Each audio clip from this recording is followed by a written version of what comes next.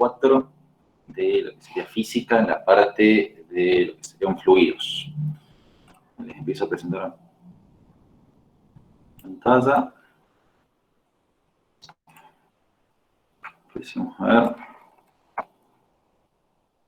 Va a ser una unidad en la que se van a pasar una hermosa tarde leyendo bastante. Bastante. Pero por suerte en cálculos van a tener muy poquito. Así que trataremos de ir como siempre, como lo que estuvimos haciendo todos estos días, ir bien al punto, como dicen en la jerga del fútbol, cortito y al pie, sin dar tantas vueltas, y a partir de ahí, os lo dejo a ustedes que lean toda la parte de la historia, el cómo se desarrolló, cómo llegamos a esas fórmulas y demás. Pero bien, entonces, para arrancar, unidad 4, fluidos en reposo y en movimiento. Esto, si bien lo vamos a ver ahora, vamos a ver muy sutilmente, así superficial, un desglose de fórmulas y ecuaciones, pero muy ligero, ya que en física 1, ahí sí van a empezar a ver el desarrollo de fórmulas y ver de dónde aparecen cada uno de los ítems. Por ejemplo, uno de los temas que siempre se toma en física 1 es, por ejemplo, si tuvieras una partícula acá en el bidón, ¿cuál va a ser la velocidad de salida? Entonces, a partir de ahí empezás a relacionar lo que serían energías potenciales y cinéticas en base con la presión, la densidad del fluido y la velocidad. Entonces, a partir de ahí van a ver cosas, un desarrollo más profundo, por ejemplo. Ese sería uno de los 80, 70 temas que hay en física 1 cuando uno da un coloquio, un desarrollo teórico. Entonces, esto, como les digo, esto va a ser una introducción. Algo tranqui, algo con lo que vamos a empezar como a ver un poco de noción. Al comienzo de la unidad 1 habíamos visto el tema de la conversión de unidades. Y en aquel momento les decía que sí, si bien veíamos el tema de velocidad, aceleración, entre otras conversiones de unidades, mejor dicho, de unidades compuestas, o sea, que dependen de las primarias, unidades secundarias. Lo que seríamos acá en presión, continuaríamos esos últimos renglones que les comentaba, que más adelante íbamos a ver, que era sobre la presión y la densidad. Bueno, van a ser dos definiciones que ustedes tienen que tener muy en claro. Entendemos que la presión, que está escrito acá como P minúscula, acá el libro algo para anotar. La P minúscula en este apunte le llama la presión y la P mayúscula le llama al peso, a la fuerza peso. Eso les va a servir para distinguir esta P mayúscula de esta otra P. ¿Qué es la presión? Es cómo una fuerza se distribuye en una determinada área.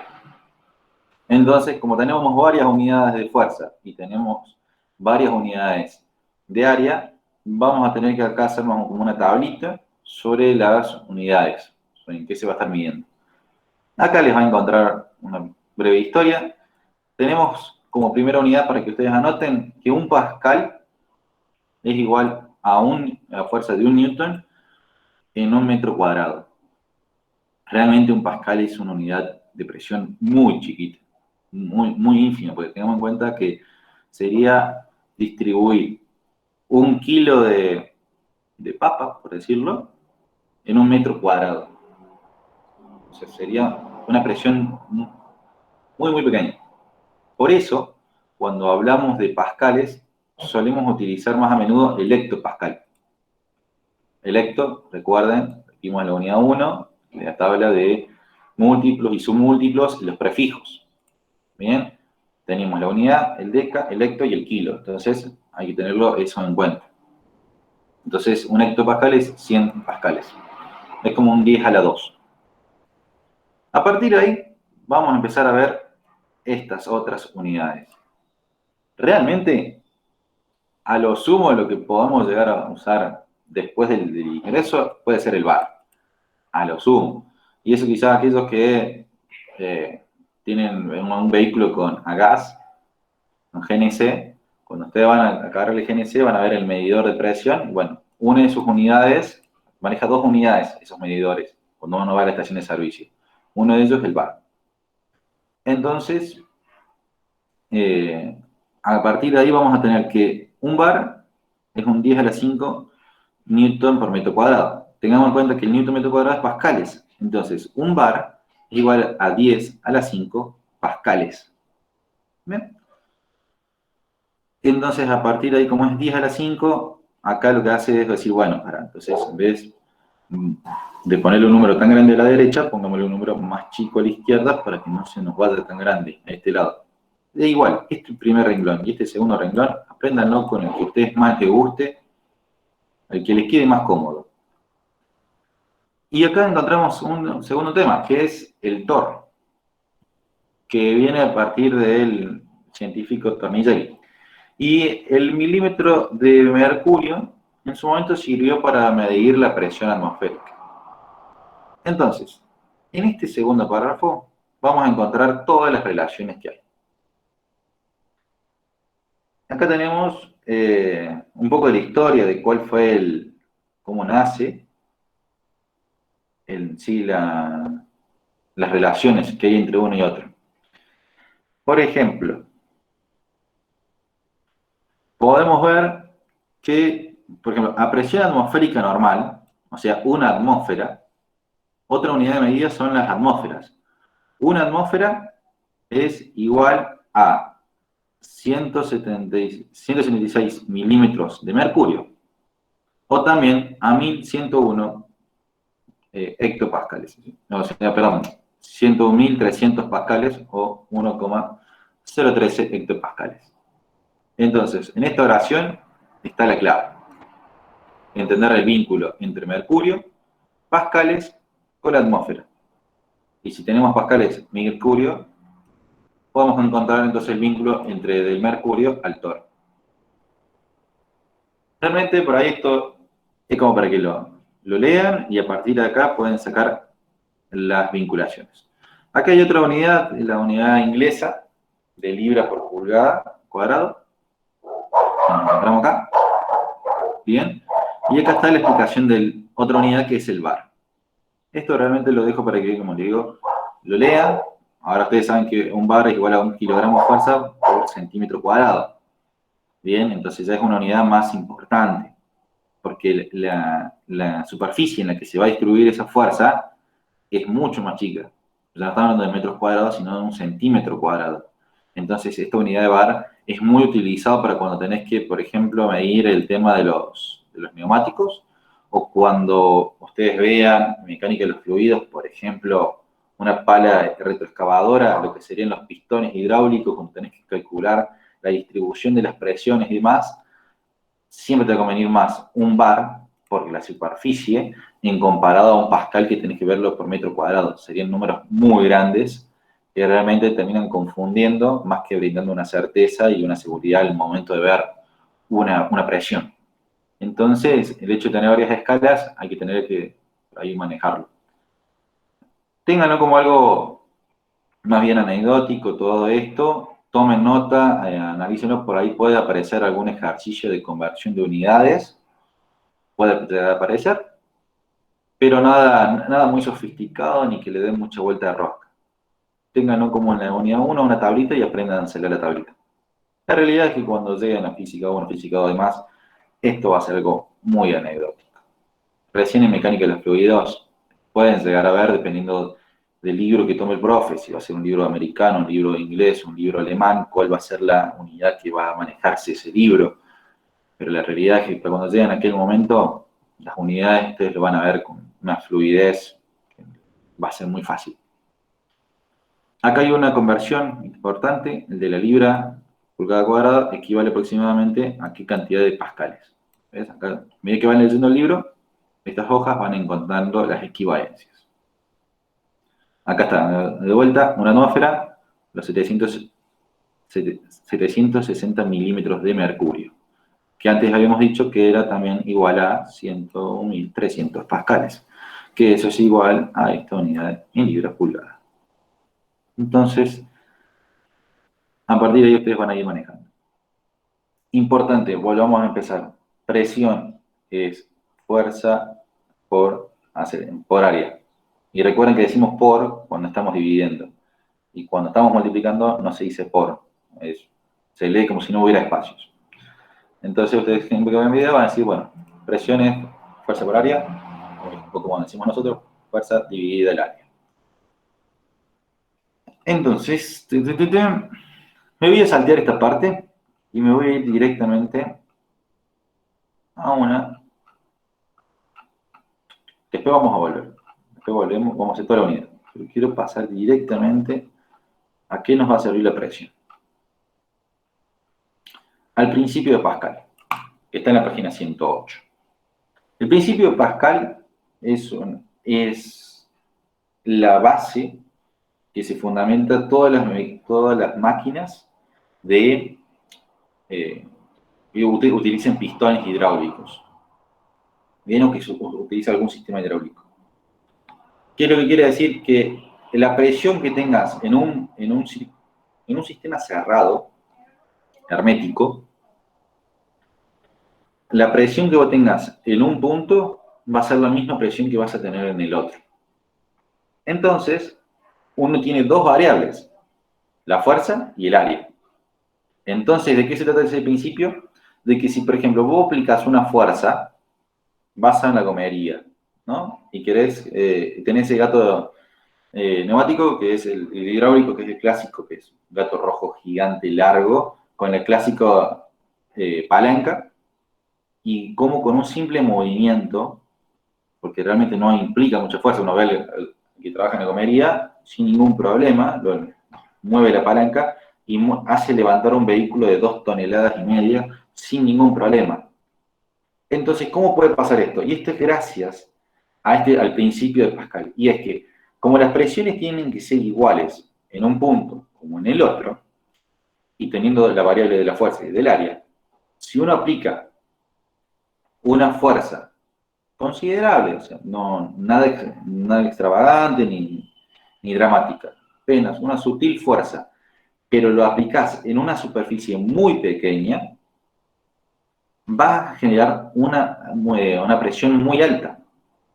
Pueden hacer, dividan, por ejemplo, no sé, 5 dividido 0,000001 y les va a dar un número muy grande. Bien, eso lo podemos utilizar en la calculadora. Entonces van a ver que le da una presión alta. Entonces, ¿qué es lo que sucede? Al dar una presión alta, uno puede llevar, entonces, a través del circuito a una superficie más grande, entonces la fuerza F2 va a tener que ser mucho más grande. Bien, y ahí es cuando entramos en uno de los pocos ejercicios que tiene la unidad.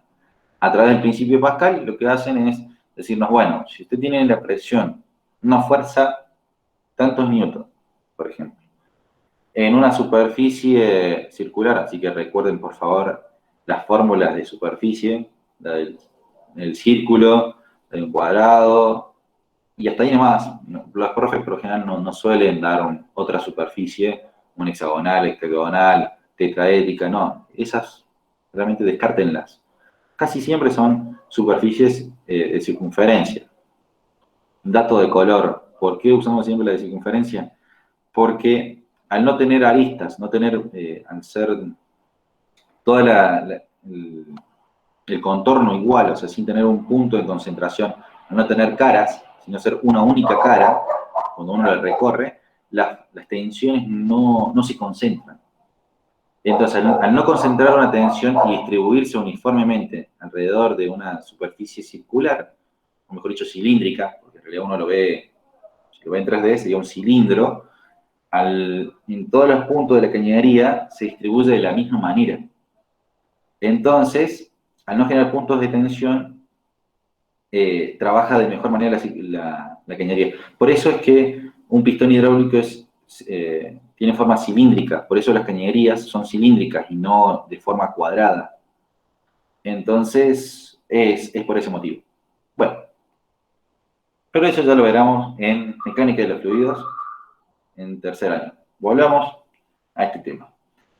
Entonces, los cálculos nos van a dar la fuerza y el área en un punto, y en el otro punto nos van a dar posiblemente lo que sería el área del otro área, del lugar 2. Y a partir de ahí tenemos que calcular con qué fuerza va a ser F2. O viceversa, nos va a dar F2 y hay que calcular el área 2. Pero básicamente se trata de eso, no más allá. Bien. Ahora vamos de vuelta para arriba. Me fui. Tuvimos presión. Ahora vamos a empezar a ver entonces lo que es densidad. Densidad nos va a servir. Primero, densidad es cómo la masa se distribuye en un determinado volumen. Por eso es masa sobre volumen, o dicho técnicamente, masa por volumen. La masa casi siempre la vamos a estar manejando o en kilogramos o en gramos. Siempre vamos a estar entre una o la otra. Mientras que el volumen, ahí sí puede estar cambiando si va a ser metro cúbico, centímetro cúbico y demás. En este caso, lo que sería el volumen no tiene nombres especiales como la fuerza, ¿viste? O la presión. ¿Viste? Que si lo medíamos en libras, pulgadas, si lo medíamos en newton, o en vez de newton usamos el kilogramo fuerza, y si usamos el metro, o si usábamos el centímetro cúbico, como que cada una de esas combinaciones tenía un nombre. En cambio, en la densidad no hay que aprenderse ningún nombre, directamente te lo dan con las unidades. Y acá sí hay que tener en cuenta y tener mucho cuidado cuando hay que cambiar las unidades, por el hecho de que están elevados al cubo. Entonces, no hay que cometer errores al momento de hacer las conversiones de unidades, porque muchas veces los profes nos los dan en centímetro cúbico y hay que pasarlo a metro cúbico, o viceversa. Entonces, ahí hay que tener mucho cuidado. O también te lo pueden dar en litros, el volumen, y del litro lo tenés que pasar a metro cúbico, entonces podés pasarlo directamente el litro al decímetro cúbico y del decímetro cúbico pasarlo al metro cúbico, por ejemplo. Entonces, ahí las conversiones de unidades te pueden dar a tomar un poquito más complicadas. Esta tabla realmente es anecdótica. No. Si en algún ejercicio les pide una densidad o algo, les va a estar dando el valor. Casi siempre, algo solamente para destacar por ahí, el tema del comparar el agua, la temperatura ambiente es igual a 1, mientras que el hielo es de 0,92. Bien, entonces por 10 a la 3, ¿no? Kilogramos metro cúbico. Es importante eso, las unidades. Entonces, por ahí empezás a entender por qué, o recordás por qué en la secundaria te contaban que el hielo flota sobre el agua y demás. Que después ya lo veremos. Bien, acá está haciendo un ejemplo por ahí de las unidades. Esto, como les decía recién, es algo anecdótico, podemos pasarlo. Acá está lo que les decía, la conversión, que un decímetro cúbico es lo mismo que un litro. Entonces ahí por si el volumen se lo dan en litros. Y ahí tenemos entonces las dos definiciones fundamentales y claves de esta unidad: presión y densidad. O sea, ustedes lo tienen que tatuar, ustedes lo tienen que tener muy bien, muy en claro estas dos definiciones. A partir de acá, empezamos entonces con la ley general de la hidrostática, que eso los dejo para que lo lean realmente, cuando vean el tema de Galileo Galilei y cómo Torricelli hace estos experimentos y demás, por el tema de sacar la presión atmosférica. Entonces, esto es algo bien anecdótico. Acá van a ver cómo un poco sobre, también algo anecdótico, pero que está bueno para entender, ¿no? De que cuando estás a nivel de mar, sí tenés 76 centímetros cúbicos, centímetros de mercurio en presión, y cómo a medida que va subiendo, va disminuyendo la presión atmosférica.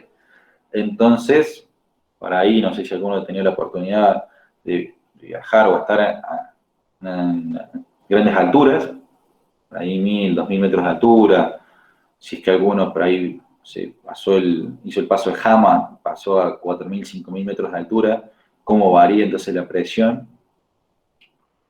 ¿Y por qué cuando a veces cuando uno escucha anécdotas de gente que ha viajado a Chile, ¿no? o a Perú, Bolivia, como por ahí dicen que los autos se apunan? ¿Y por qué se apunan los autos? Porque al haber menos presión de la atmósfera, hay menos oxígeno. Bien, al haber menos oxígeno, lo que va a pasar, me refiero a que, ¿cómo que hay menos oxígeno? Bueno, al menor la densidad, o sea, lo que sería la presión, vas a tener menos masa por el metro cuadrado en el que uno está. Entonces, el motor va a tener menos oxígeno, y sin oxígeno no puede hacer la combustión el motor. Y al no poder hacer no puede hacer tan buena combustión como lo hace a, a lo que sería a nivel del mar, es por eso que los motores como que en los autos se apunan, pierden potencia. Es como que si pusieran como autito viejo que le cuesta subir una colina. Es por esto, por el tema de la presión, cómo varía la presión. Bien, acá les voy a contar un poquito más sobre las unidades, un poco de la historia. Insisto, esto se lo dejo para que lo lean. Este gráfico lo que les quiere contar es que, por ejemplo, cuando ustedes tienen una lata vacía, está en equilibrio, una lata, una botella, está en equilibrio tanto la presión manométrica como la barométrica. Eso es algo para que lo dejo para que lo lean, cuál es la diferencia entre manométrica y barométrica. Bien, porque para ahí puede salir como pregunta de parcial. Entonces, la presión que está adentro tiene que ser la misma presión que la que está afuera. Por lo tanto, como son iguales, la misma presión que tenés adentro y afuera, la lata no se abolla, no se expande ni se comprime. La lata o la botella están igual. Cuando uno quiere generar vacío, como dice acá en la imagen, que quiere sacar el aire y por ende disminuye la presión interna, lo que va a pasar es que la presión afuera es mayor que la interna. Entonces, cuando se comprime. Por eso cuando vemos, ahí si alguno vio alguna máquina de vacío para cuando tiene que, para las bolsas, como uno ve cómo se comprime la bolsa y se aplana, ¿bien? Lo que sucede es que al perder toda la presión interna, la presión externa es mayor. Y bueno, acá vamos entonces, a través de este experimento ven lo que serían las presiones manométricas y barométricas. Es algo para leer que puede ya salir alguna pregunta, insisto en eso. ¿Ves? Presiones manométricas, presiones relativas. Bueno, acá entramos en la variación de presión con la profundidad. A ver, déjenme. Acá está el desarrollo un poco de teórico. ¿No?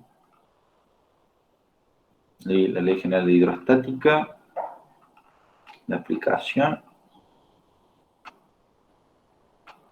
Pascal, flotación municipal. Bien, la variación de presión en base a la profundidad está relacionada con la flotación y el principio de Arquímedes. Por lo que prefiero eso dejarlo, bueno, para luego.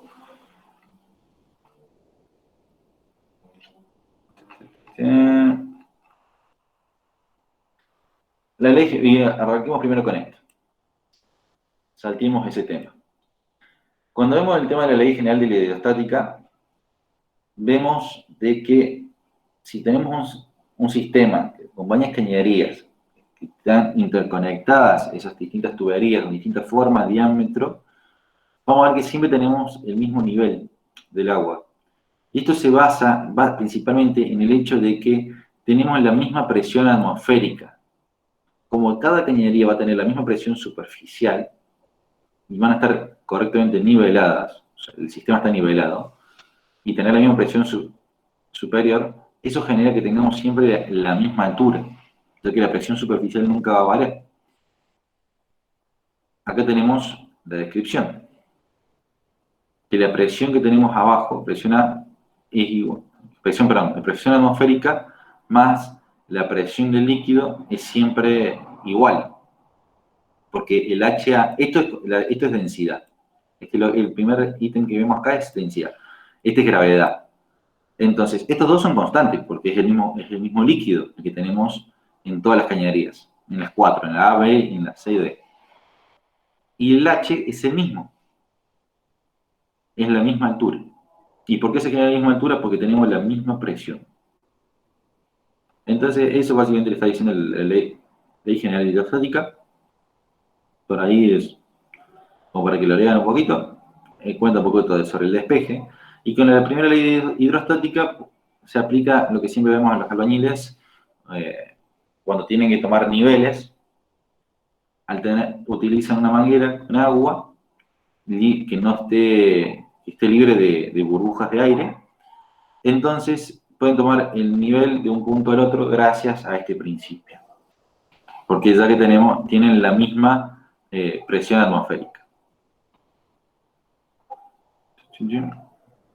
Entonces, a partir de ahí podemos ver el por qué cuando salen las napas de agua, lo que sucede es lo siguiente.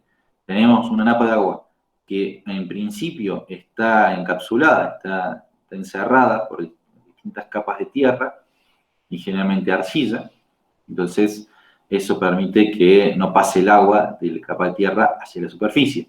Pero en el momento en que uno hace un pozo, el agua empieza a liberarse y quiere buscar llegar a tener el mismo nivel. O sea, este nivel va a disminuir en la medida que este va a salir, hasta que llega a un punto de equilibrio en conjunto entre los dos. Por eso es que es tan importante el trabajo de la geología, para estudiar los suelos y estudiar las napas de agua y por ende entender lo que serían los cimientos de un edificio, por ejemplo, o los cimientos para una industria y que necesita después arriba de ellos poner determinadas máquinas. Entonces, por ahí los geólogos, es clave esto en el estudio de las napas de agua y de las tierras, del suelo. Ahora sí, dicho esto, y a través de un ruidito de mate, vamos a este último tema, y es uno de los principales. Un segundo. Hasta acá, mientras termino de preparar el matermo. ¿Alguna duda? ¿Consulta? Ya sé que... No, la verdad que no. Buenísimo. Entiendo que por ahí esto es un bombardeo de información que vamos, como quien no quiere las cosas, las cachetadas, ahí a los baldazos de agua fría. Como les digo, es algo más para leer. Es como para que ustedes más o menos vayan entendiendo una noción, una idea, si es que todavía no han, si es que todavía no lo han podido leer. Entonces, como para que tengan una idea de con qué se van a encontrar. Yo la verdad que no lo había leído, porque todavía no había terminado con la unidad 3, entonces me puse a leerlo. Pero todo esto ya lo vi yo el año pasado en el secundario, así que por ahora me parece fácil. Buenísimo. Leo, después un chico pide si puedes volver a explicar la primera parte, que se le había ido el wifi y no te escuchó. ¿Cuál sería la primera parte? ¿Hasta dónde llegó?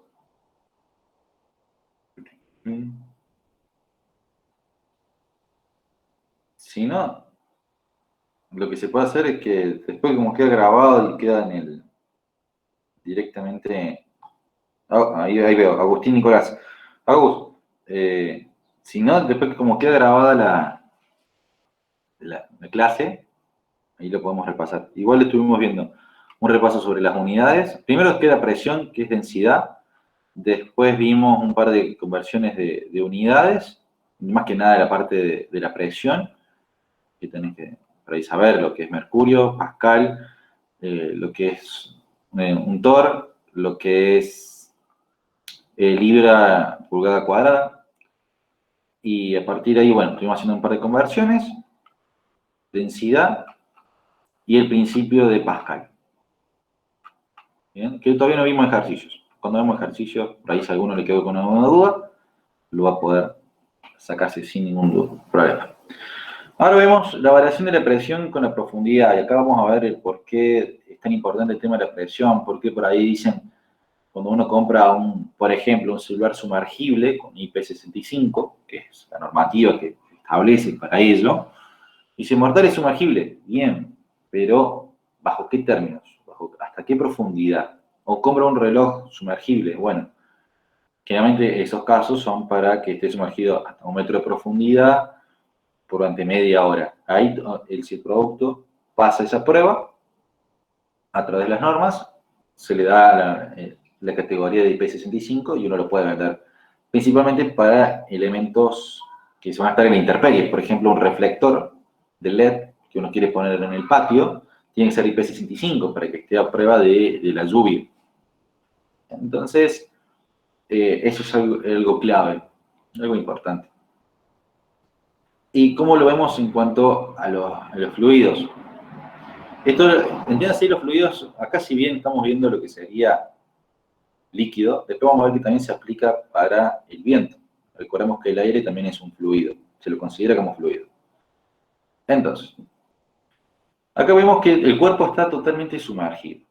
Y tenemos, cuando hacemos una sumatoria de fuerzas, tenemos que primero una fuerza F2 ascendente, mientras que tenemos dos fuerzas descendentes. La F1, que es la presión, que básicamente la F1 se basa en la presión que está haciendo todo el líquido que tiene arriba. Cuando digo todo el líquido, no me estoy refiriendo a todo esto que se encuentra en la orilla, o sea, en este rectángulo, sino más bien me refiero a ese líquido que está solamente arriba del mismo cuerpo. Bien, este líquido ejerce una presión que dependiendo del área del cuerpo podemos obtener la fuerza. Recordemos que presión era fuerza dividido el área. Tenemos la fuerza peso y la fuerza 2 es la misma. Es la fuerza que le está ejerciendo o el empuje que le está haciendo el líquido que está por debajo hacia arriba. Le ejerce una cierta presión, dependiendo del área, obtenemos F2. Entonces acá venimos con el despliegue. Tenemos sumatoria de fuerza NI, lo que decimos recién. El líquido, el F1 es lo que tiene de líquido arriba, el P es el peso del cuerpo, porque está en P mayúscula. Y F2 es la fuerza que le está haciendo. Acá dice, la fuerza que actúa sobre la superficie inferior que proporciona proporción cilíndrica. Es la fuerza que le ejerce el líquido hacia arriba. Entonces, habíamos dicho que presión era fuerza dividida área. Si uno quiere despejar fuerza, obtendría esto. Lo que estaría el área dividiendo pasa multiplicando. Entonces queda presión por área igual a la fuerza. Eso te sirve tanto para la F1 como para la F2. Entonces, y aparte de eso, ahí tenemos las dos fuerzas, F1 y F2. Y nos falta el peso. Recuerden que estaba acá. El tercer elemento era el peso. El peso es masa por gravedad. Pero para reemplazar masa, lo que se puede hacer es densidad por volumen. ¿Por qué densidad por volumen? Recordemos que densidad era masa dividido volumen. Entonces, el volumen que estaba dividiendo pasa multiplicando a la densidad. Entonces, masa igual a volumen por densidad. Es lo que reemplaza acá. Y a la vez, el volumen lo podemos seguir desglosando, teniendo en cuenta que acá tenemos, el volumen sería base por altura, por el H. Entonces acá tenemos, entonces, para hacer todo ese desglose, el peso es igual a la densidad por el área, por la altura, por la gravedad. Entonces, hay que volver a escribir esta ecuación que tenemos acá arriba, pero ahora con este ítem, con este otro y con este último desglose. Y a partir de ahí llegamos a esto. ¿Cómo llegamos?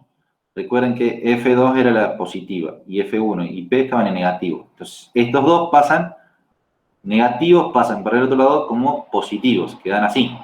F2 igual a F1 más P.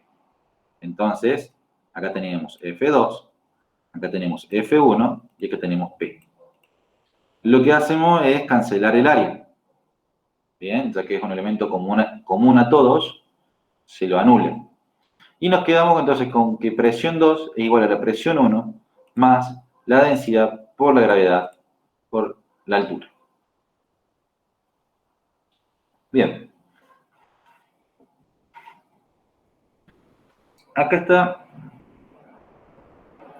En este otro caso vemos que P1 fue reemplazado por PA. ¿Para qué casos son estos? Esto es para cuando el cuerpo está, está sumergido, ¿sí? Pero no tiene una capa de agua encima, solamente tiene la capa de aire. Bien, entonces eso sería el P sub A, el A sería de atmósfera. Bien, entonces a partir de ahí salteamos esto que ya lo vimos, la general estática, salteamos esto y nos vamos entonces a su aplicación. ¿Para qué nos va a servir esto? Entramos acá, a la parte del principio de Arquímedes y la flotación. Si bien acá dice que el Arquímedes se expresó: todo cuerpo sumergido en un líquido recibe un empuje vertical hacia arriba igual al peso del líquido desplazado por el cuerpo. Traducido, diría el cordobés básico, pero estamos traducido a algo más simple, sería que el empuje es directamente proporcional al volumen del líquido que desplazó. Bien. Entonces, acá tenemos de vuelta la presión 1 y la presión 2 estaba sufriendo este cuerpo. Entonces, venimos para acá. Tenemos el caso del que esté totalmente sumergido. En el que está totalmente sumergido, ¿qué sucede? El volumen del cuerpo en sí, el volumen total del cuerpo, es igual al volumen del líquido o del fluido. Entonces, si nos dicen que está totalmente sumergido y nos dan de dato el volumen del cuerpo, ya podríamos calcular, y sabiendo que, por ejemplo, sea el líquido o el fluido sea agua, que es que habíamos visto en las tablas superiores, que eso ya es como que el que se tiene que saber de memoria, porque que el agua es de un kilogramo por decímetro cúbico, eso lo tienen que saber de memoria, y saber de memoria el hielo, son los dos que tienen que saber de memoria. El agua de mar, pueden aprenderlo de onda, no hay problema. Son como esos tres datos que tienen que saber. Volviendo. ¿Dónde estamos?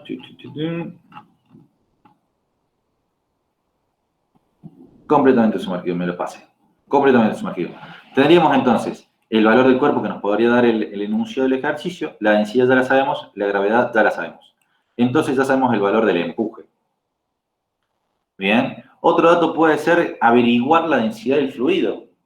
Y nos dice que está completamente sumergido y nos da el valor del peso.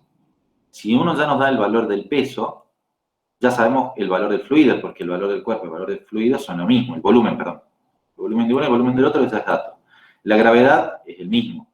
Y lo único que cambiaría sería la densidad. Entonces, a partir de ahí podríamos tranquilamente poder calcular la densidad del fluido, dándonos como dato la densidad del cuerpo. Eso también, ya lo iremos viendo. Pero es para que ustedes vean para qué nos va a servir. Esta R es la R de la resultante, o sea, qué es lo que pasa entre el peso y el empuje. Bien.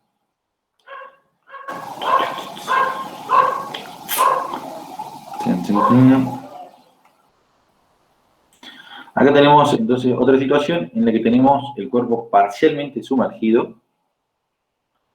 en el que hay que tener en cuenta entonces el volumen del cuerpo, que está bajo el nivel del agua. Ese va a ser el mismo que el valor del volumen del fluido. Suele ser un error de parcial cuando se dan generalmente ejercicios de parcialmente sumergido y confunden o se olvidan de hacer esa corrección, de saber cuánto es realmente el volumen del fluido. Todo lo demás es igual. En el desarrollo les va a seguir siendo igual. Acá le está contando un poco sobre la relación del volumen del cuerpo y el fluido a través de una fórmula. Aquellos que quieran aprenderse una fórmula más, pueden hacerlo. Si no, esta fórmula parte básicamente de esto, de que el peso es igual al empuje, por ende el peso dijimos que era el volumen del cuerpo, densidad del cuerpo, gravedad, igual al empuje, que es volumen del fluido, densidad del fluido, gravedad. Cancelamos la gravedad porque es igual en ambos lados. Si uno la pasa dividiendo, se anularía. O sea, se saca la gravedad. Entonces nos queda esto. Y a partir de ahí se hace el despeje y se obtiene esto. Siempre insisto en algo. Es mejor aprenderse un procedimiento, aprenderse a despejar bien una fórmula, que aprenderse de memoria 80 fórmulas. Si uno quiere aprenderse 80 ecuaciones, fórmulas de memoria, háganlo, son libres. La realidad es que es mejor aprenderse un procedimiento, porque ahora vamos a ver 10 fórmulas como mucho, a lo sumo. Cuando tengan que dar un coloquio y tengan que aprenderse un libro así de alto y explicar paso por paso un despeje hasta llegar a una ecuación, olvídense de la opción de aprenderse la memoria. Eso ya descartadísimo desde el primer momento. Por eso digo, desde cuando arrancan la carrera, aprendan un procedimiento antes que aprenderse una fórmula. Es mucho mejor. Acá les va a dar un poquito de ejercicio, como para ir pensando, el tema de los cuerpos, en distintos casos. Lo bueno que tiene respuestas. Esto está bueno que después de haber pegado una leída superficial, rápida, ligera al texto, esto les puede servir muy útil como para terminar de cerrar ideas en cuanto al teórico. Y lo bueno de tener la respuesta, no hay que googlearla ni fabricar la respuesta. Está a mano. Ahora vemos a qué lo vamos a estar aplicando. Más allá de poder calcular la densidad de un fluido, como recién les decía, podemos entender por ahí principios básicos, simples, que seguramente a varios en el secundario se lo habrán explicado. Y es el por qué un barco puede flotar tranquilamente teniendo en cuenta que pesa toneladas, ¿no? Y que encima lleva miles de contenedores que pesan muchas más toneladas aún. Y esto gracias al que el principio del empuje depende no de qué material esté hecho, no depende de la masa, sino que depende del volumen que desplaza. A mayor volumen de desplazamiento de ese cuerpo, mayor va a ser el empuje. Pero bueno, como todo en esto, nada es color de rosas, y siempre todo lado positivo tiene su lado negativo. Y es que al desplazar tanto volumen de líquido, va a tener mucha zona de contacto con el líquido, con el agua. Por lo tanto, va a tener mucha más fricción, mucha más roce entre el agua y el barco, y la carcasa, la coraza del barco. Por ende, el barco va a necesitar mucha potencia, unos motores muy grandes, para ir muy despacito. Por eso un barco demora tantas semanas en de cruzar un océano de una punta a la otra. Y es porque puede llevar mucho, pero a una velocidad muy lenta. Todo porque tiene mucha zona de contacto, porque desplaza mucho volumen.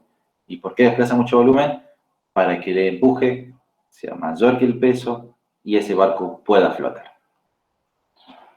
Entonces, bueno, acá les voy a contar un poquito de historia sobre que antes era impensado el hecho de un barco de metal, cuando antes eran todos de madera, porque la madera flotaba, la densidad era muy baja, y por eso podía flotar la madera con respecto al agua y demás. Entonces, esto, como siempre les digo, se los dejo a ustedes para que lo lean, sea algo anecdótico, pero quédense con ese concepto, de que el empuje va a depender del volumen del fluido que estás desplazando, el volumen que estás moviendo. Y ahora sí entramos de vuelta en el tercer tema, que va a haber cálculo. El primero dijimos que iba a haber cálculo en cuanto a los cuerpos, al principio de Pascal, a la diferencia de presiones, que una presión en un punto va a ser igual a la presión en otro punto. Y habíamos dicho que el segundo ejercicio que vamos a tener va a ser de estos cuerpos sumergidos o parcialmente sumergidos, en los que les van a dar el peso, o les puede dar la densidad, o el volumen, y les va a decir si está parcial o totalmente sumergido. Ese sería los segundos ejercicios que va a haber en esta unidad. El tercero, que es por lejos, al igual que el del principio de Pascal, algo muy simple, muy básico, son los fluidos en movimientos, y es que existe una constante, ustedes lo van a ver, que es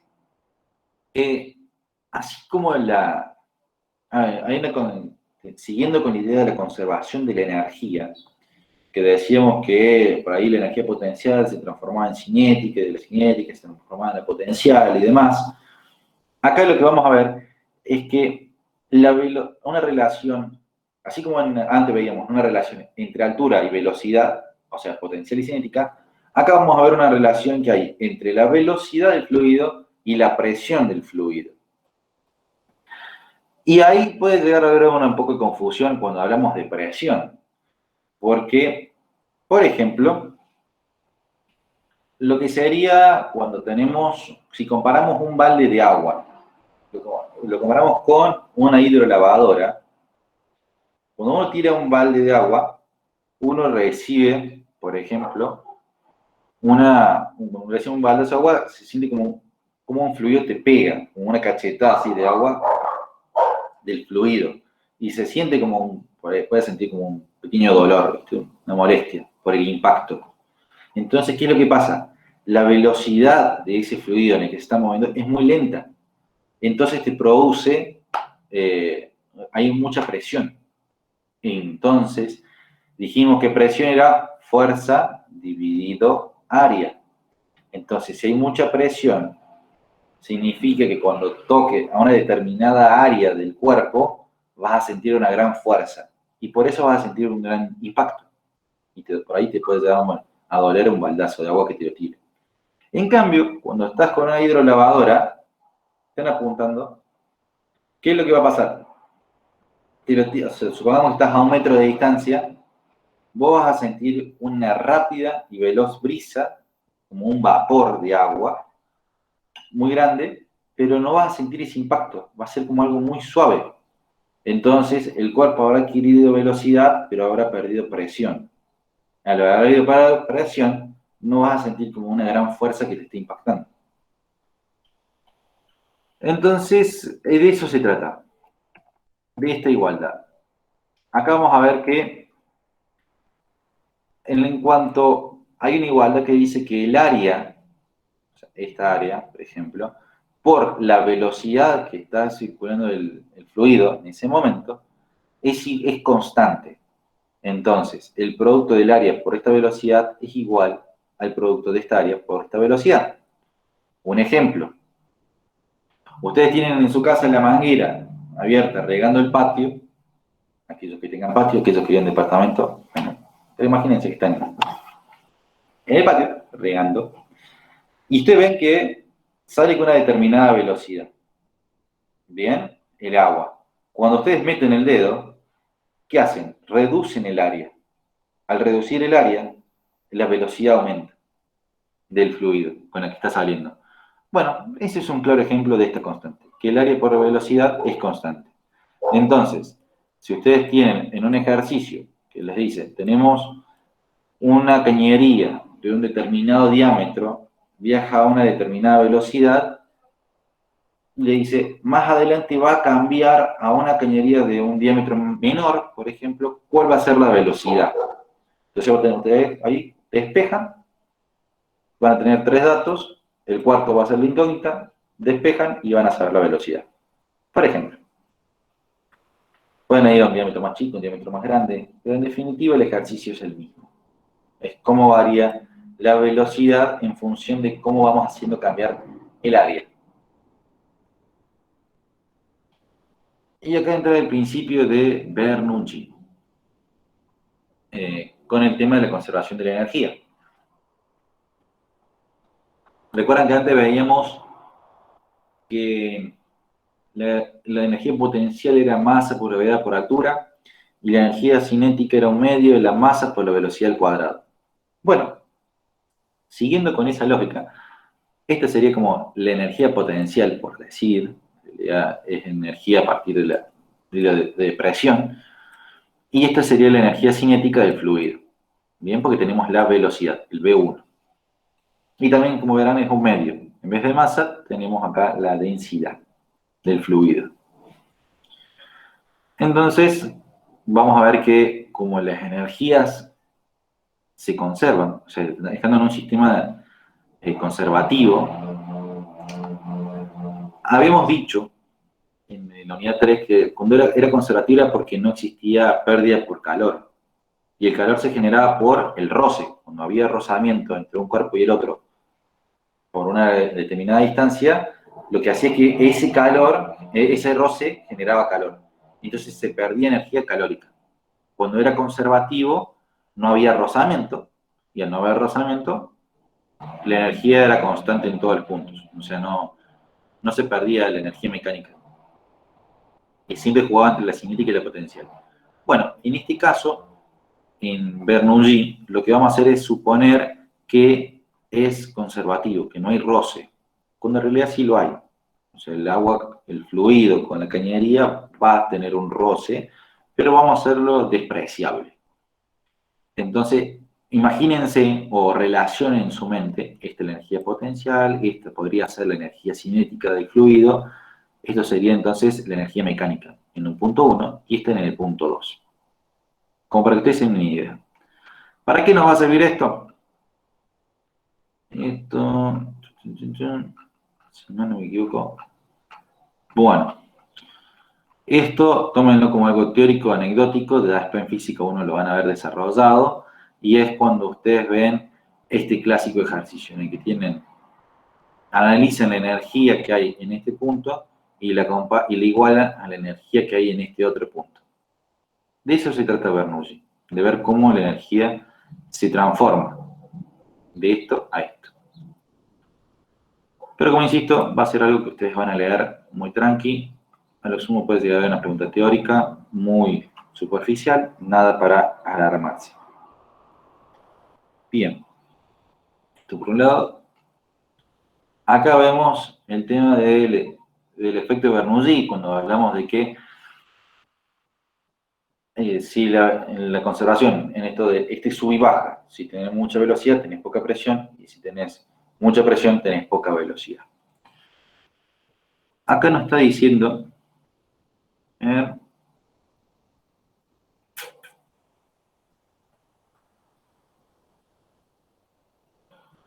bien, dice, la presión del agua que desplaza a gran velocidad, o sea que tenemos mucha velocidad, en el interior de una manguera de un carro de bomberos es relativa. La gran velocidad de una manguera de carro de bomberos es relativamente baja, en tanto que la presión puede ejercer el agua sobre cualquier obstáculo puede ser grande. Acá te quiere decir que no hay que confundir dos tipos de presión. Una cosa es la presión que tiene el agua en sí, la presión del líquido, y otra cosa es la presión a un obstáculo. ¿Cuál sería la presión a un obstáculo? Volvamos al ejemplo de la hidrolavadora. Cuando ustedes están con la hidrolavadora al máximo, con máxima presión, si ustedes ponen la mano bien cerca de la pistola de la hidrolavadora, les va a doler mucho. Van a sentir como que les está pegando como si le estuvieran tirando con arena. Y eso es porque ese sería un obstáculo a presión por obstáculo. Mientras que, perdón, está pasando las fotos. Bueno, ahí termina de pasar. No entiendo por qué la gente le pone cañas de escape tan ruidosos. Bueno. En cambio, la presión en sí es cuando vemos esa presión cuando la pistola está lejos y uno siente una bruma o una pequeña llovizna a gran velocidad, pero casi sin presión. Entonces, uno puede analizar esas dos presiones en un mismo ejemplo. La pistola hidrolavadora cerca es presión a obstáculo. Cuando nos alejamos y sentimos solamente la bruma que pasa rápidamente, eso es la presión del líquido. Por ahí quizás les esté quedando varias dudas en cuanto a eso. Cuando lo lean, insisto, cuando lo lean detenidamente y recuerden el ejemplo de la hidrolavadora, lo van a entender. Bueno, acá entendemos el tema del ala de un avión, cómo se aplica en cuanto al aire. Lo que se puede ver es que en este caso, cuando estas líneas representan cómo se va desplazando el fluido, ¿no? En este caso, en el punto 1, vamos a ver de que como las líneas están separadas, más separadas que acá abajo, la presión es más chica, es menor.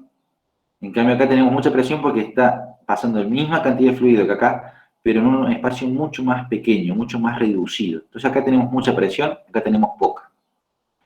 Entonces, la velocidad en el punto 1 va a ser mayor que en el punto 2. Y eso va a generar que la presión 2, al ser mayor, genera un empuje vertical. Y eso va a hacer de que el ala, el empuje que recibe el ala en el avión, lo haga despegar. Esto depende a este principio de Bernoulli.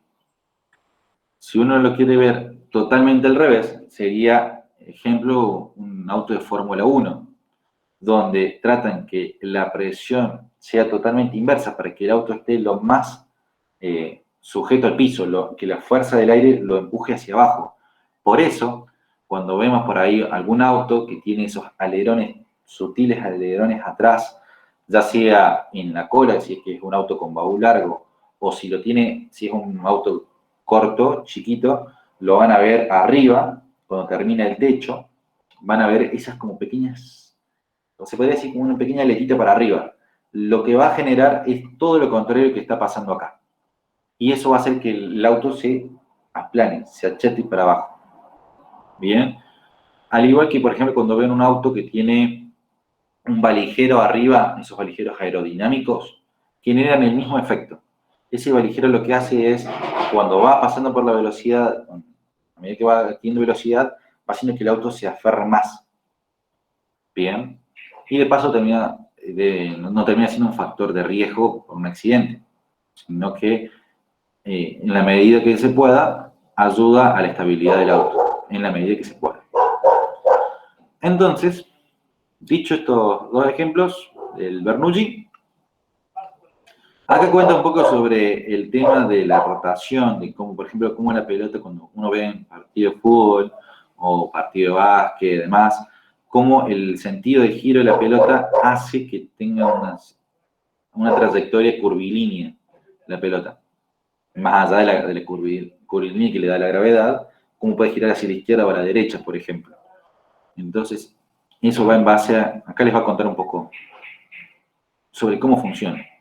Acá les va a contar sobre el tema de cómo la presión y la velocidad en este momento de la curva de la cuchara hace que al momento de liberarse el aire genere una energía que hace que el agua, en vez de seguir cayendo recto, tenga una pequeña desviación. Pero esto va a ser muy anecdótico. Y acá vienen los temas de los ejercicios. Y después de una hora, o sea, casi que me quedo sin voz. Perdón, chicos, por haberlos bombardeado con el teórico, pero por lo menos la idea es que les sirva a medida que, como les decía recién, aquellos que por ahí no lo han podido leer, que sepan con qué se van a encontrar. Y aquellos que le han podido pegar por ahí una leída superficial, puedan terminar de cerrar dudas o consultas que les quedaba por ahí en cuanto al texto.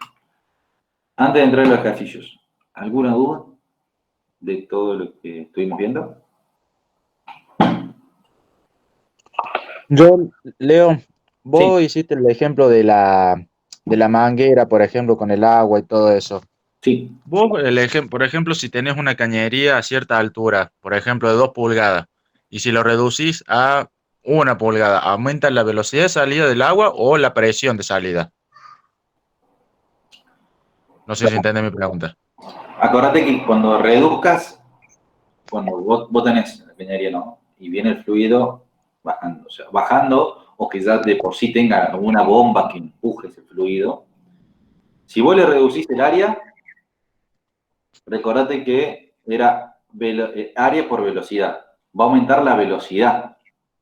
¿Y qué pasaba cuando aumentaba la velocidad? ¿Qué decía Bernoulli? Si aumenta la velocidad, disminuye la presión. Pero la presión que tiene el líquido. Ah, claro, claro. Entonces, vos cuando ponés el dedo en la manguera y por ahí tenés, por ejemplo, están los dos hermanos peleando, jugando mientras están en el patio. Pone el dedo y se lo pone cerca al cuerpo, va a sentir como como un golpe feo, así como un golpe fuerte del agua. Eso es porque está recibiendo una presión a obstáculo. En cambio, cuando él quiere regar una planta que está muy lejos, va a tener gran velocidad y una muy pobre presión. Esa es la presión que nos estamos refiriendo nosotros. Por eso queremos separar el concepto de presión obstáculo y presión de líquido que está haciendo de por sí. ¿Bien? Claro. Entonces, por ahí, porque por ahí dice, che, pero si la velocidad aumenta, la presión disminuye, pero si yo me pongo la manguera al lado y la pongo cerca de la mano, del cuerpo, me duele. Entonces, está haciendo mucha presión. No. Hay que separar un tipo de presión con el otro tipo de presión. Lo que queremos estar hablando entre uno y otro. ¿Bien? O sea, también, por ejemplo, con un tanque de agua no es lo mismo la velocidad de salida o caudal que tiene no, el caudal se lo daba el diámetro del caño, pero no es lo mismo la velocidad de salida de un departamento de un 10.º piso a uno de planta baja. Obviamente el de planta baja tiene mayor velocidad, por la altura, básicamente. Lo que vas a ver, eso es lo que vas a ver, te lo cuento en anecdótica, cuando les contaba que esto lo van a ver en Física 1, ¿por qué cuando vos vivís en un edificio, por qué el del primer piso abre apenas la canilla y siente que le está llegando como, no sé, estuviera abriendo las válvulas del dique San Roque? No entiende el por qué, es la conservación de la energía. Habíamos dicho que me fui muy lejos. Me refui.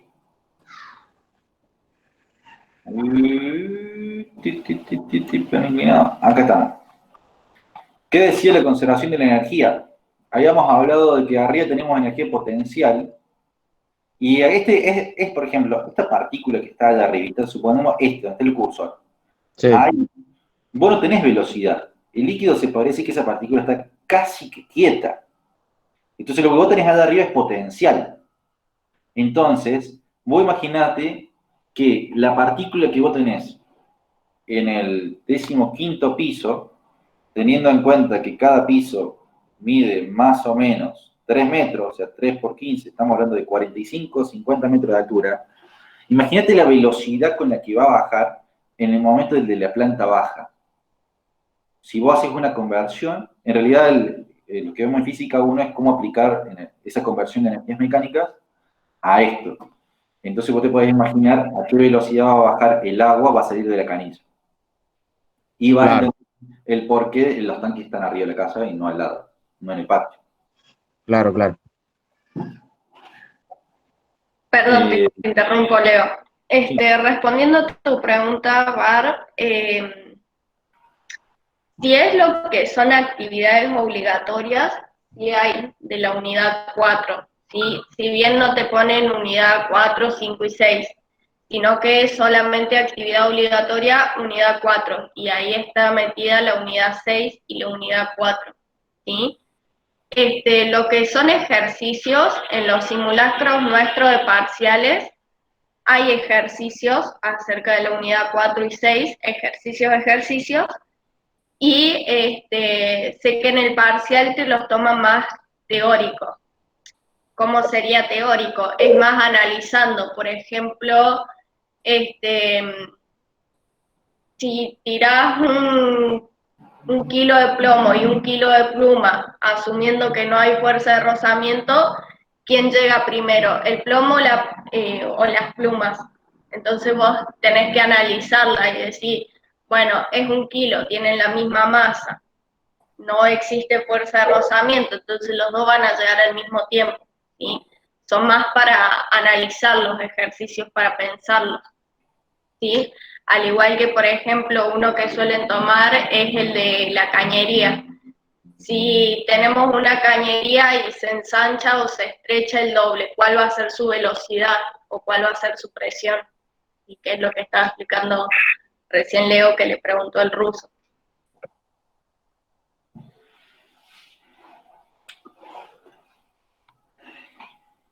Buenísimo.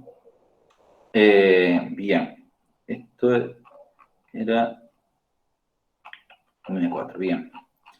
La unidad 6, cuando lo veamos, si no me equivoco, es la unidad de ondas. Se podría decir que vas a leerlo como para tener una leve idea.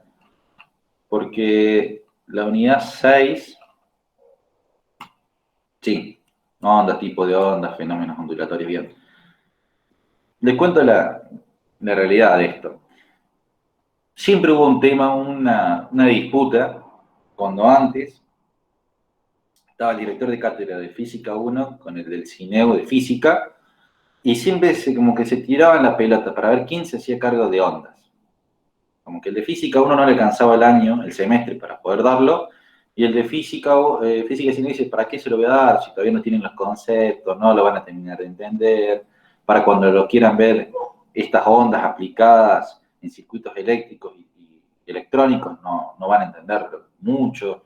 Es como que cada uno se excusaba en algo. Entonces, la unidad 6 fue como que durante muchos años se hizo teóricamente cargo Física 1, cuando la cursé, casi que ni llegamos. Una última clase lo dio a manera de lo que sería el teórico, para que lo supiéramos para las demostraciones en los coloquios, y el práctico, como que el mismo profe del teórico hizo la gauchada y dio 2, 3 ejercicios, y listo, nos vimos en Disney, cuando Disney estaba abierto, ahora ya no. Entonces, lo que sería, eso fue sucediendo. La realidad es que ahora, teniéndolo en el CINEO es el ciclo de nivelación, ¿no? Ustedes lo que van a tener es algo muy simple, muy básico, entender el tipo de onda, sea transversal, longitudinal y mixta, entender qué es una onda, lo sumo con una definición, y entender la relación entre periodo y frecuencia, que una es la inversa de la otra. Hay que darlo vuelta, nada más. Listo. Esa es la unidad 6. Entonces, si puede ser considerado un práctico convertir una frecuencia a periodo, la verdad que es como perder la posibilidad del docente de tomarte otro concepto más importante, porque te digo, 2 Hz, transformarlo a periodo y es 1 dividido 2. O si te doy periodo de 2 radianes segundo, lo que haces es directamente darlo vuelta. ¿Bien? No tiene sentido. O sea, es algo muy simple. El tipo de onda sí puede haber una pregunta, que esa siempre les gusta, como que hacer preguntas capciosas. Y fenómenos ondulatorios es leer, básicamente. Y casi nunca toma nada de eso. Óptica sí se tomaba como algo por ahí un poquito más interesante, pero este año decidieron no tomarlo, lo cual está bueno. Agradezcanlo realmente. Así que no tienen que ponerse todas las situaciones de espejos convexos y cóncavos, sobre si la imagen es virtual, real, si está a la derecha, a la izquierda, si está invertida, si está maximizada, minimizada o es igual. Todo eso, por esta vez, aprovechen la mágica oferta de tener que ahorrarse esa hermosa unidad.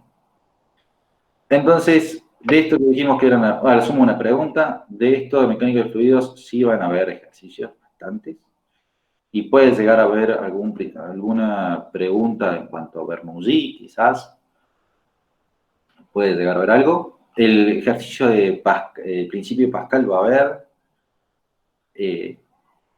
y el de fluidos puede llegar a aparecer, bien, en el que decimos que A por la área por la velocidad es algo constante, y en dinámica acá está el fuerte. Realmente, plano inclinado, pero no les quede duda que va a estar. Sí o sí, de eso no se libren ni por cerca.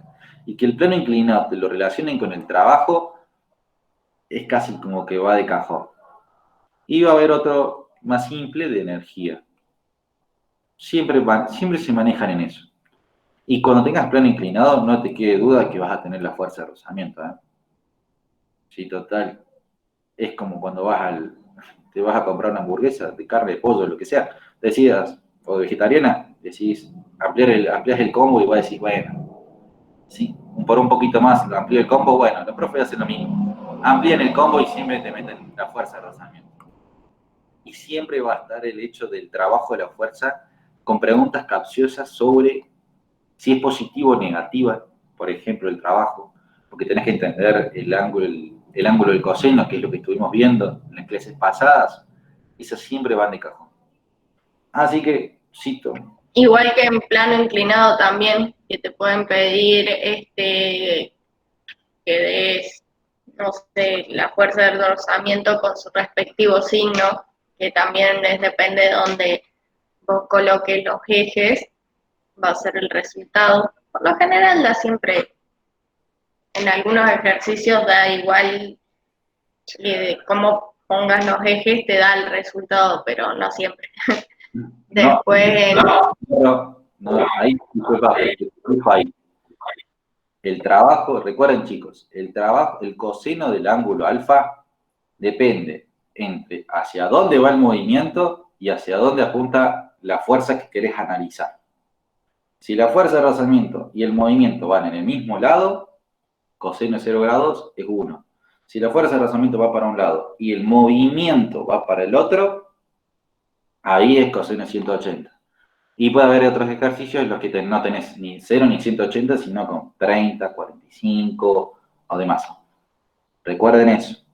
El trabajo, si es positivo o negativo, es entre el movimiento, el coseno del ángulo, entre el movimiento y la fuerza que se analice.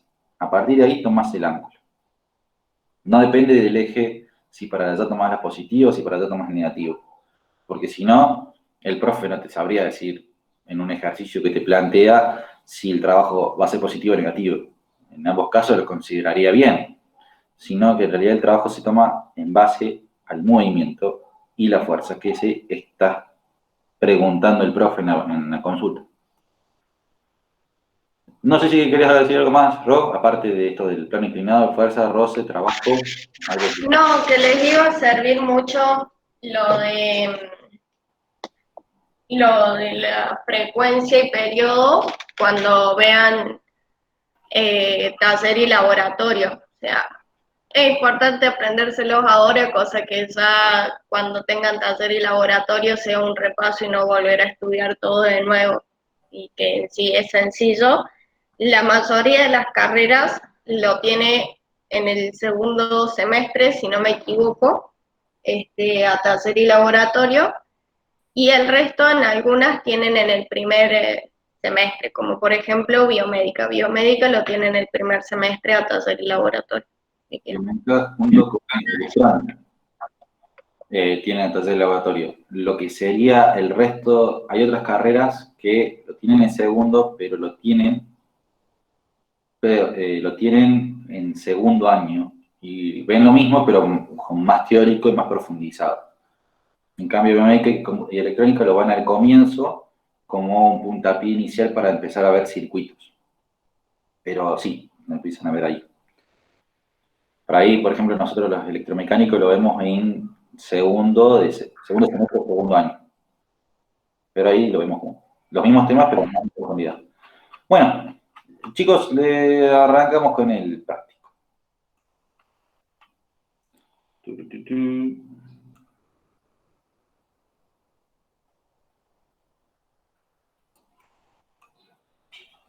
Wow.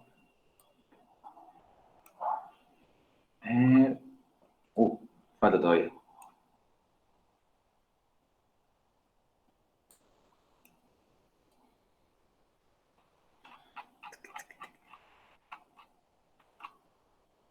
Problemas. Dice, considera una joven de 600 newton de peso. Bien. Estamos hablando que pesa unos 61 kilos, más o menos. Que está de pie en el piso de una sala. Considere que está descalza. El área total del apoyo de sus pies y nos da el valor en centímetros cuadrados. Calcule en la unidad de Simela la presión que está ejerciendo joven sobre el piso. Y después pide que el resultado de centímetro lo pasemos a lo que sería mercurio. Y después dice, si tuviera puestos zapatos para nieve, su área total de apoyo aumentaría notablemente. Suponga que al colocarse dichos zapatos y su área de apoyo llega a 600 centímetros cuadrados. Determina en ese caso cuál sería la presión sobre el suelo. Lo que van a hacer en este caso, si las unidades están en Simela, tengamos en cuenta que nos vamos a tener que ir a la unidad de pascales. Bien, o sea, lo que sería kilogramo metro cuadrado. Entonces, Eso sería 1. Y a partir de ahí, o sea, esto habría que pasarlo a metro cuadrado. Y ahí lo dividimos y tenemos lo que sería pascales. Después, habíamos dicho que acá en el texto teníamos, avanzo así rápido, quizás no entre tanto en profundidad el ejercicio porque teniendo en cuenta la hora, está casi se nos está yendo, clase, vamos a hacer el miércoles, hacemos una clase de consulta de ejercicios de esto. Así el jueves terminamos de ver lo que sería ondas. Acá habíamos visto al comienzo la conversión en la que teníamos, si esto, 766 o 76 centímetros de mercurio es igual a 1100 pascales, teniendo la unidad en pascales que eran los 600 newton dividido en la unidad de superficie, que la pasamos metros cuadrados, y ahí tenemos pascales, podemos obtener cuántos centímetros de mercurio va a ser. Una regla de 3 simple. Bien, para eso necesitaría en la tabla. Volvemos acá.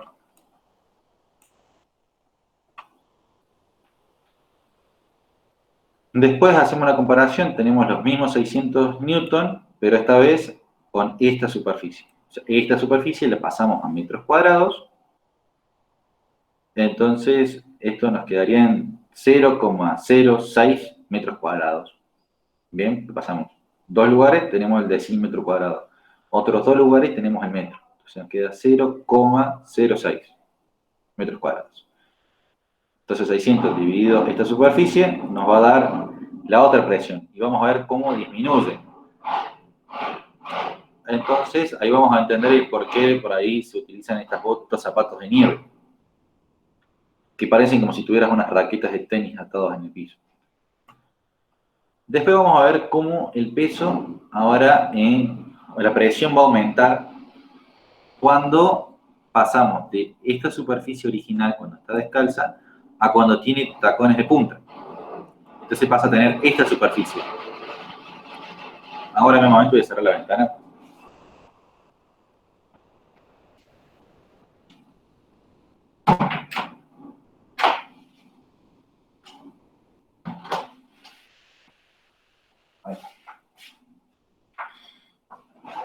Entonces, ahí van a ver cómo la presión va a aumentar ampliamente. Hay cosas que pueden estar repasando con el solucionario que tenemos acá en el CEU, para que puedan ver cómo se va resolviendo. Entonces te pregunta a ver cuánto es la presión que ejerce esos tacones en el suelo. Tiene que ser mucho más grande. Porque tengamos en cuenta que esto es 150 veces menor que esto. Entonces, la presión va a aumentar drásticamente. Dice, compare la respuesta que logró en el apartado anterior con las logradas en el problema 1, apartado 1 y 2, y trate de explicar el porqué de las dificultades de la señora cuando pisa en suelos de tierra algo húmedos o suelos de madera algo flojas. Teniendo en cuenta que vas a concentrar una gran fuerza, o sea, tu propio peso, en una superficie tan pequeña, lo que hace es que el tierra húmedo o mojado, casi que llegando a barro, se hunde. Porque no puede, la presión que le ejerce la tierra es mucho más grande de la que puede soportar. Entonces ahí se hunden los tacones. Y las maderas flojas es porque empieza a tambalearse, empiezan a mover las maderas. Entonces, al no poder distribuir tu peso en una gran superficie y a partir de ahí, junto con tus tobillos y las rodillas, poder llegar a encontrar el equilibrio, directamente en este momento es como si estuvieras en un samba. Se te mueve literalmente para todos lados porque tu punto de sujeción, tu punto de anclaje es muy reducido.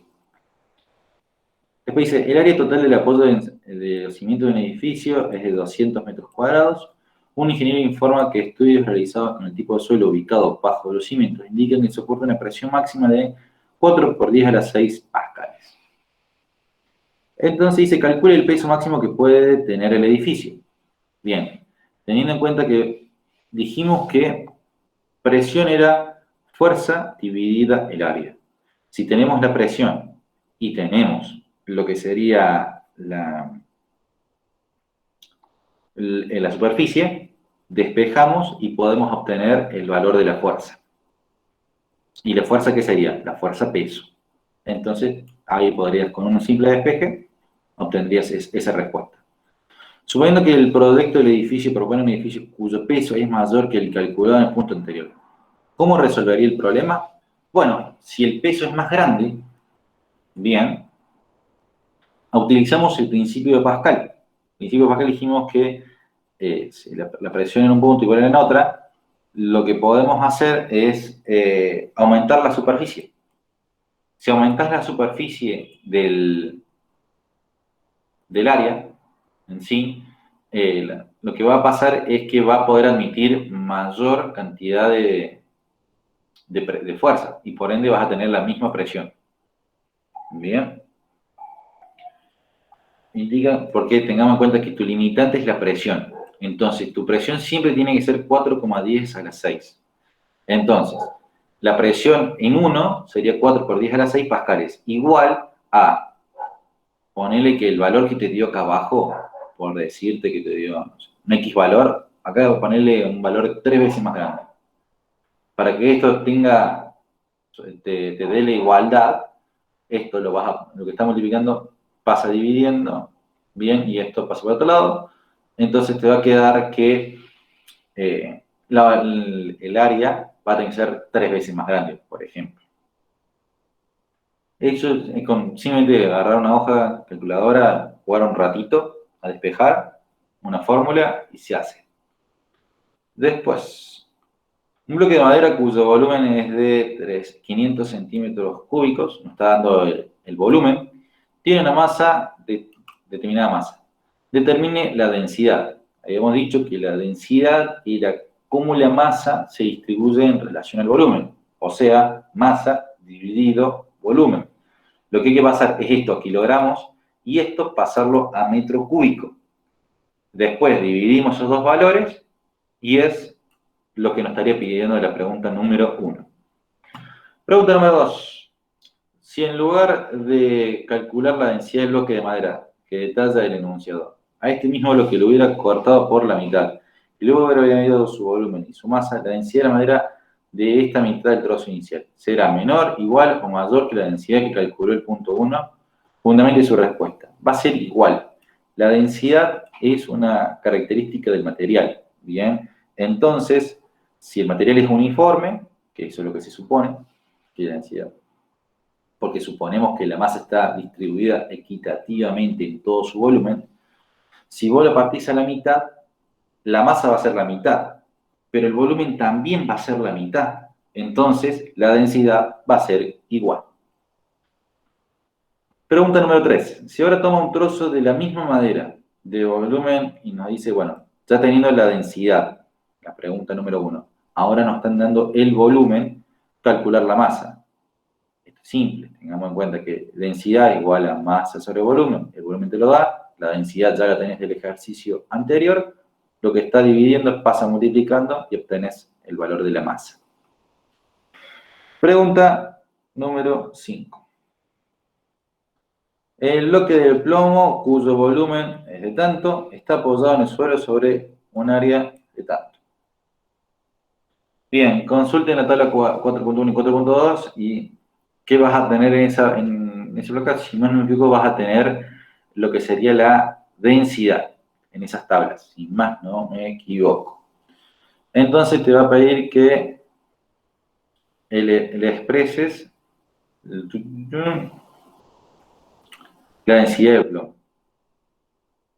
Eso ya lo vas a tener por tabla. Después dice, calcule en kilogramos la masa de plomo.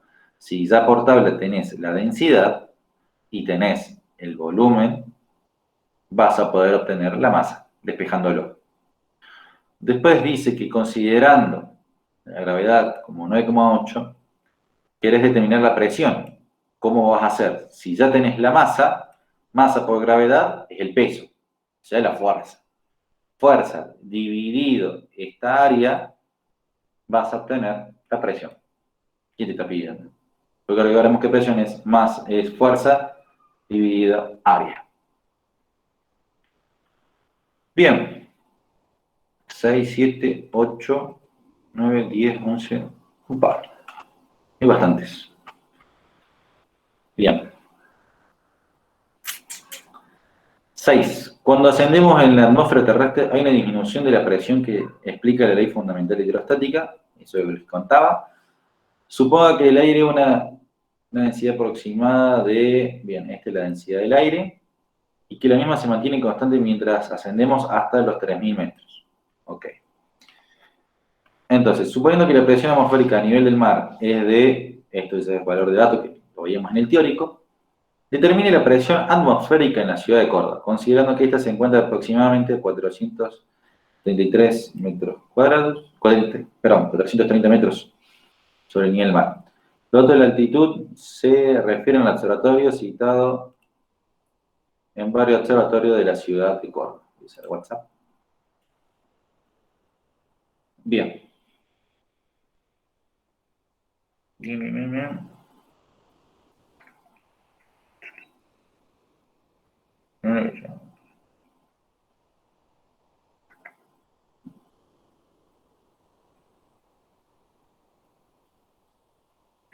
Bien, teniendo en cuenta, acá tenemos la densidad, que es masa sobre, acá tenemos un problema, acá hay un error de tipeo, acá debería ser al cubo, porque dice la densidad, y densidad es masa sobre volumen, acá hay un error. Y ni que la misma se mantiene constante, descendemos. Si tenemos esta presión a 103,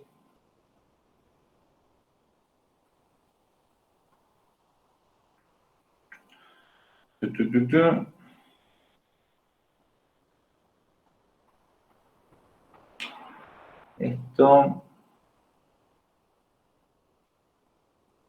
acá aplicaremos el tema de la presión donde veíamos líquidos en profundidad y veíamos en base a la presión que tenemos arriba con la que tenemos abajo y la íbamos comparando, bueno, a partir de ahí lo podemos utilizar. Si quieren esto lo podemos desarrollar, esto va a ser un interesante, lindo ejercicio, lo podemos hacer el miércoles, ¿quieren? Y después, y vemos cómo sacar la presión en base a la altitud y cómo, teniendo la presión, podemos sacar la altitud, el camino inverso. Esto, si quieren, lo podemos hacer el miércoles. Después,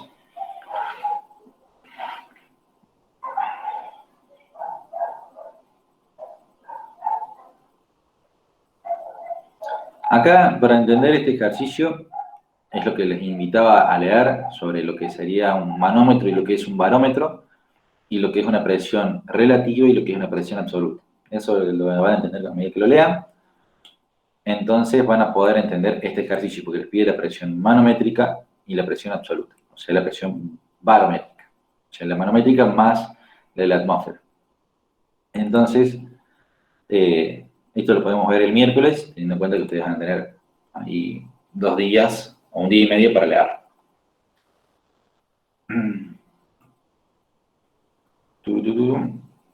Acá, a partir del ejercicio 8, empezamos a ver el tema de lo que veíamos en los cuerpos sumergidos, lo que es presión y empuje. Entonces, a través de estos datos, ustedes van a poder entender que cuando ustedes calculen la presión que viene arriba, siempre hay que tener en cuenta primero la presión del aire, más la presión del líquido, que si es que lo hubiera. Acá nos da los valores de la gravedad que hay que considerar y la densidad del agua. Insisto que está mal acá, que tiene que ver un 3, un cubo.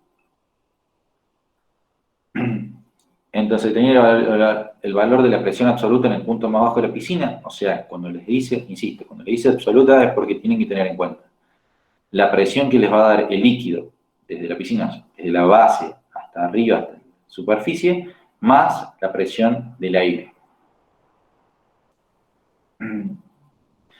Teniendo en cuenta esa presión, acá podemos ver, dice, si tenés la presión calculada, podemos ir al punto 2, que dice que queremos ponerle una luz en la base a esa pileta, entonces nos da Nos dice que es cuadrada la lámpara, de 22 centímetros de lado, entonces podemos calcular el área de lo que sería esta lámpara. Y sabiendo el área y sabiendo la presión, podemos calcular la fuerza que tiene que soportar ese vidrio.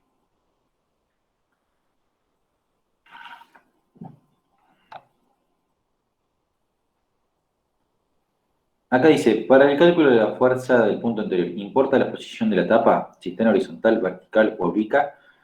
La verdad que sí importa. Porque cuando está en horizontal, ahí tenemos la mayor superficie posible. Por ende, se distribuye de una mejor manera lo que sería la fuerza, se distribuye mucho mejor. O sea que tenemos un área lo más grande posible. Cuando está en posición vertical es la más compleja, ya que ahí vamos a tener toda la fuerza del líquido más el de la atmósfera aplicada en 1 centímetro, supongamos, de vidrio. 1 centímetro, pongámosle 2 centímetros cuadrados. Mientras que en horizontal podríamos tener básicamente unos 400 centímetros cuadrados. Entonces, en distribuir la misma fuerza en 2-3 centímetros cuadrados a distribuirla en 400 centímetros cuadrados, es muchísima la diferencia. Entonces, la posición importa. Bien, veamos un poco más. El 9, el bloque de madera. Sé que le estoy bombardeando, de eso no me queda duda. Lo bueno es que después lo van a poder volver a ver el video y cuando estén haciendo los ejercicios van a poder entender más o menos, si es que le queda alguna duda, cómo resolverlo. Más el solucionario, les tendría que ir bien.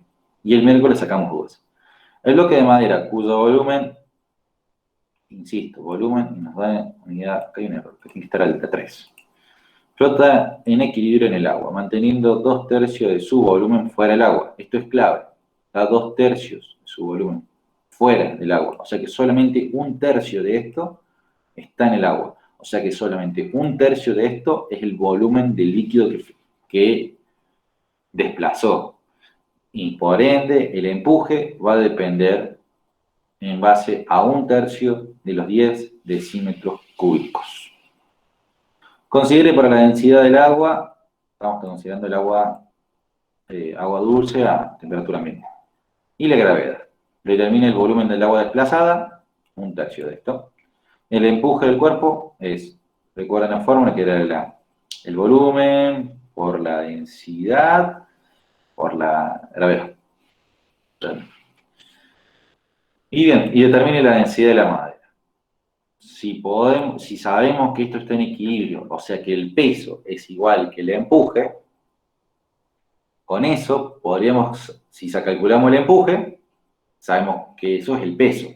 Y si tenemos el peso es masa por gravedad. Si ya tenemos el valor de la gravedad, podemos sacar la masa de la madera. Y masa dividido volumen, obtenemos densidad. Y así sucesivamente, chicos. Ya por ahí, después daré 3 ejercicios más. Y esto sería, ya después si quieren terminamos de ver cualquier duda o consulta.